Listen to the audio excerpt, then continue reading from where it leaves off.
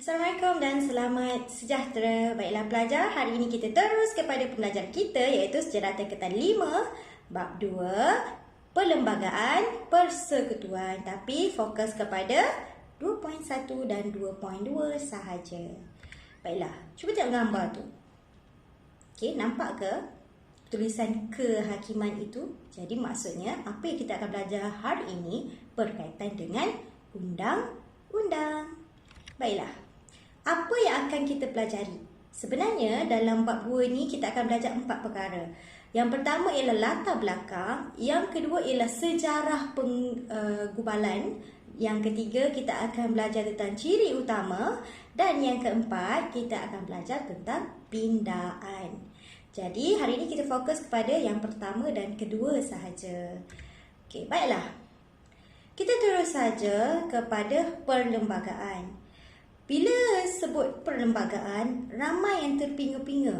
Tetapi dalam masa yang sama, ada juga yang dah tahu lembaga tu apa. Tetapi lembaga yang lagi satu tu, bukan lembaga perlembagaan, tetapi lembaga yang momok tu kan. So, sebenarnya perlembagaan ini tak ada kena-mengena dengan lembaga.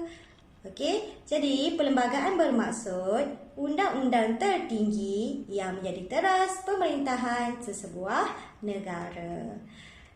Jadi, untuk mudahkan lagi nak faham tentang isu perlembagaan ini, cikgu bahagikan dia kepada dua perkara ya, iaitu sebelum barat dan selepas kedatangan barat. Jadi, sebelum barat ini bermaksud zaman negeri-negeri Melayu, ataupun jadi kita fokus saja kepada undang-undang negeri Melayu. Jadi, konsep undang-undang negeri Melayu ini lebih kepada tradisional, di mana raja sebagai pemerintah, rakyat pula memberikan ketaatan. Undang-undang dan sistem pemerintahan pula ditentukan oleh raja. Undang-undang ini yang terdapat di alam Melayu ketika itu sangat dipengaruhi oleh Hukum Kanun Melaka dan Undang-Undang Laut Melaka. Contoh undang-undang yang terdapat sebelum kedatangan barat ialah Hukum Kanun Pahang, Undang-Undang Kedah, Undang-Undang Johor dan Undang-Undang 99 Perak. Okay, baiklah pelajar. Tadi kita belajar sebelum. Bagaimana pula selepas kedatangan barat? Selepas kedatangan barat, nama pun barat kan? Jadi dia memperkenalkan undang-undang Inggeris ataupun undang-undang barat. British, dia memperkenalkan Charter of Justice di NNS. NNS tu apa? NNS tu ialah negeri-negeri selat. Jadi ada 3 negeri selat iaitu Pulau Pinang, Melaka dan Singapura.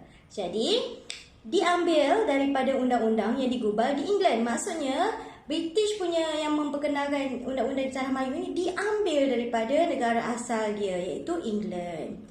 Tetapi dia tak ambil semua. Dia hanya ambil yang sesuai sahaja dengan negeri-negeri selat. Jadi taklah semua dalam undang-undang di England itu diambil. Bagaimana pula dengan Sarawak dan Sabah? Okay, di Sarawak ada The Sarawak Application Law Ordinance 1949 yang menggunakan the Common Law of England. Manakala di Sabah pula terdapat Sabah Application of Law Ordinance 1951. Okay. Seterusnya, bagaimana pula dengan pentadbiran negeri-negeri selat? Okay, ingat ya, cikgu cakap tadi negeri selat ada 3 sahaja, Melaka, Pulau Pinang dan Singapura.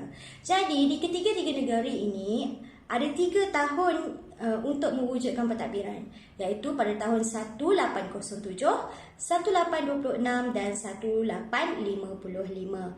Okey, apa yang British telah lakukan ialah dia membuat Charter of Justice di negeri-negeri selat.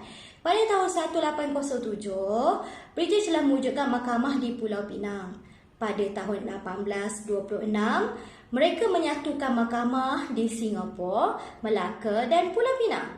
Dan pada tahun 1855, telah pun mewujudkan mahkamah Singapura dan Melaka serta Pulau Pinang. Baiklah, kita terus sahaja kepada sejarah penggubalan. Ada 4 tahun sejarah penggubalan. Tengok warna-warna tu ya. Ada hijau 1877, ada 1946, ada 1948, ada 1957. Tahun-tahun ini penting ya sebab ia sangat berkait rapat dengan pembelajaran kita pada akan datang. Baiklah, kita terus sahaja kepada sejarah penggubalan 1877. Okey, pada tahun 1877 ini, dia menjadi sejarah utama apabila berlakunya mesyuarat pertama Majlis Negeri Perak yang dipengerusikan sendiri oleh Raja Muda Yusof. Ketika itu, berlakunya penggubalan undang-undang di negeri Perak dan penggubalan undang-undang di negeri Perak ini telah menyebabkan undang-undang di negeri lain juga turut mengalami penggubalan. Seterusnya, kita tengok pula sejarah penggubalan pada tahun 1946.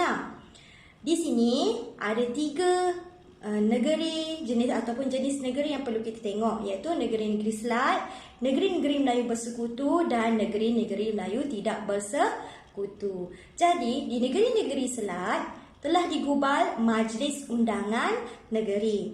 Negeri-negeri Melayu bersekutu dibuat Majlis Persekutuan. Jadi bersekutu persekutuan. Tetapi bagi negeri-negeri Melayu tidak bersekutu digubal oleh Majlis Negeri. Seterusnya, kita tengok pula sejarah penggubalan pada 1948. Jadi, penggubalan pada 1948 ini sebenarnya selepas masyarakat di Tanah Melayu ini menentang Malayan Union. Jadi, dia lebih dikenali sebagai Perjanjian PTM 1948. PTM tu maksudnya Persekutuan Tanah Melayu. Jadi, perjanjian ini terdiri daripada negeri-negeri Melayu, Melaka dan Pulau Pinang. Kenapa Singapura tak ada?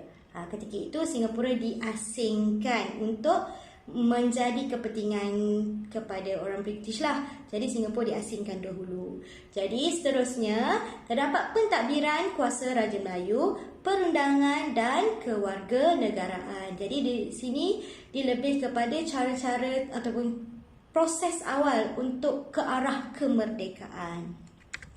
Baiklah, seterusnya kita ada sejarah penggubalan pada 1957. Jadi, bila sebut saja 157, apa yang awak ingat? Mesti ingat 31 Ogos 1957 iaitu tarikh kemerdekaan kan? Jadi, Suruhanjaya Perlembagaan telah dikenali sebagai Suruhanjaya Red. Mereka yang menggubal undang-undang pada 1957. Ketika ini, undang-undang ini disesuaikan dengan model Westminster dari Britain dan perlembagaan ini berkuat kuasa selepas kemerdekaan 31 Ogos 1957. Okey, itu sahaja sebenarnya sedikit tentang topik pelajaran kita pada hari ini. Jadi kita fokus pada 2.1 dan 2.2 sahaja.